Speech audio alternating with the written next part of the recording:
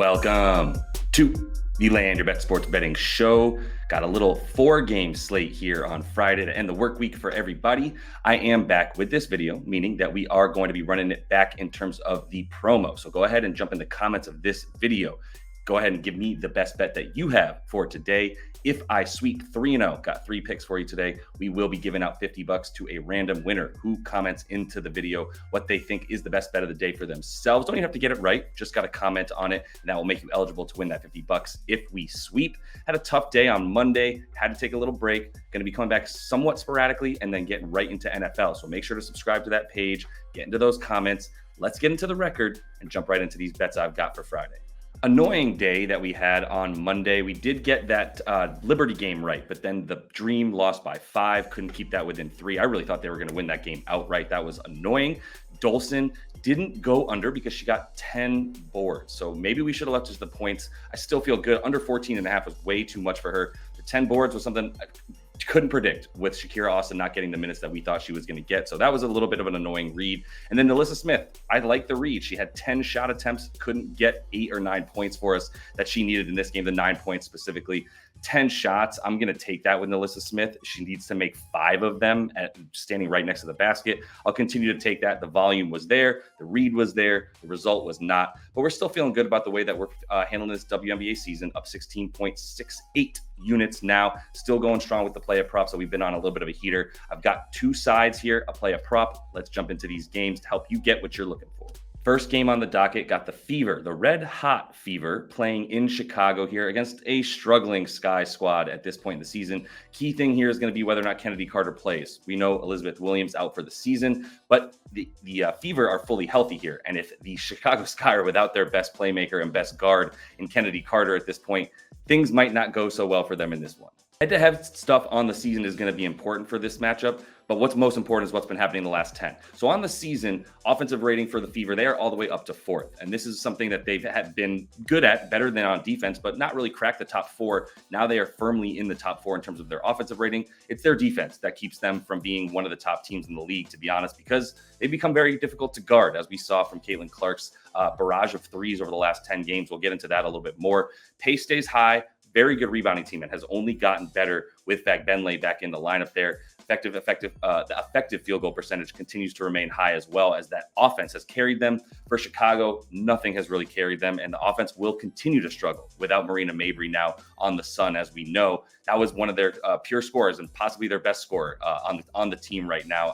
Not there anymore. That's why you see them continue to be so bad shooting the ball. Really, the only thing that they have to hang their hat on is rebounding, thanks to Angel Reese and the other rook, Camila Cardoso.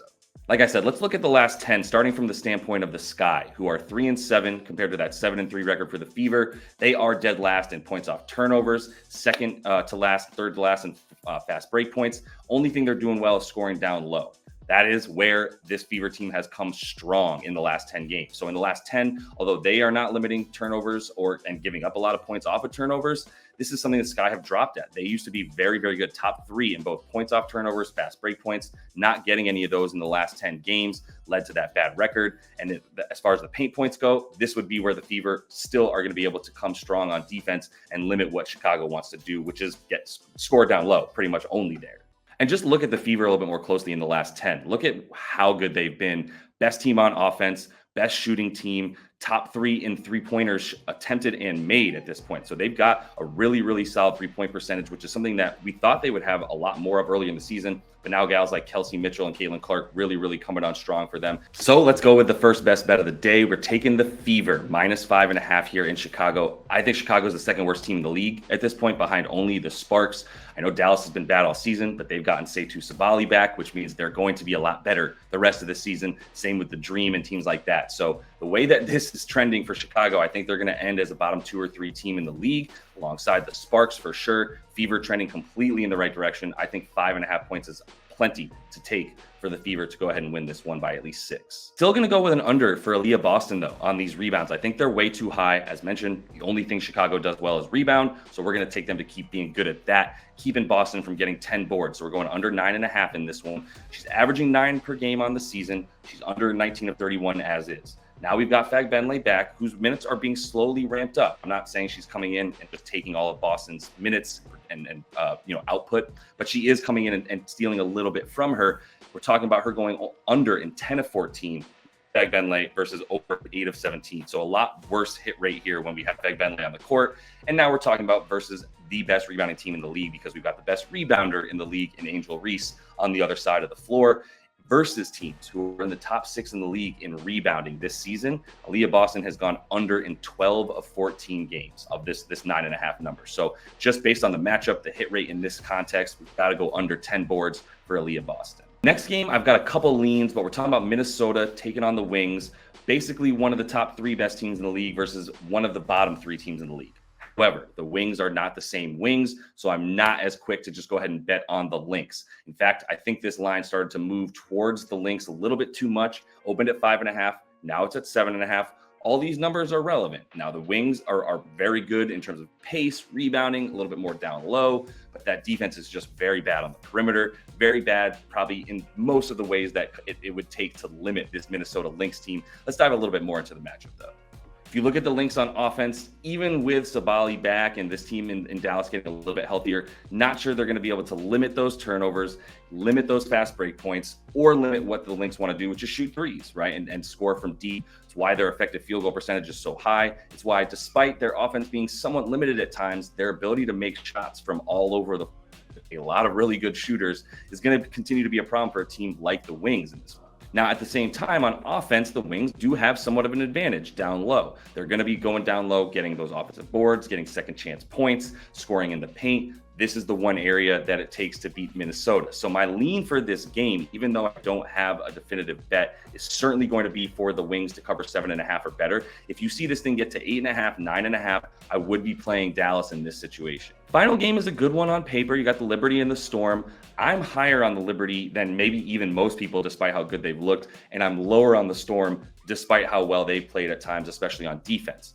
If you look at the way that these teams match up, okay, you're going to get a really good offense versus a really good defense, and a good defense versus a not as good offense, right? In terms of the Liberty defense being good, the Seattle offense being somewhat stagnant and underwhelming compared to what we would have had for expectations coming in with their good guard play. They are going to rely on defense, getting back, limiting the other team's shots from deep, things of that nature. But the Liberty probably have just too much coming their way. I will say before we move on, though, Jonquel Jones is questionable. So if she doesn't play, that's a big minus because they need that dominance down low to really take advantage of where the Storm are the weakest. To be fair to the Storm, the Liberty are very good in places that the Storm are good at limiting when you look at fast break and threes. And that's what we always look at for the Liberty, is how good is the other team at limiting three-pointers and fast break points. And this Storm squad, this is where they do excel. They get back on defense. They don't turn the ball over very much. And they are very good on the perimeter defensively, despite not being as good down low. Jonquel Jones being in there would be a big advantage down low for this Liberty squad. We'll see if she's able to play. If the Storm are going to win this game, they need to get out of the transition, and they need to score down low. Another reason why Jones is so important, limiting stuff down low for the Liberty against this Storm offense, which we know they're going to try to get into the paint. We know they're going to try to get points off turnovers, get out into transition, and score against this Liberty team in that helter-skelter way of being. So it's really important for the Liberty to get back, and that's not something that they've been as good at. They are good at getting those defensive boards. They are good at limiting turnovers and the points off of turnovers, but it's in transition that if they're not very, very good, this is where the Storm would have the advantage. However, I don't really care. I still think the Liberty win this game. We've only got a 2.5-point spread. I think even if Jones isn't in there, this team is still good enough, especially offensively, to do what they need to do to get it done against the Storm. Coming off a couple, bad losses over the course of the last couple of weeks for New York, in a way that I think once you see them, once they see a worthy opponent on the slate for themselves, that's when they really start to bring it and are not really as susceptible to that letdown game. This is going to be one that I think they really want to make a statement on the road. We're going to take them to win by 3.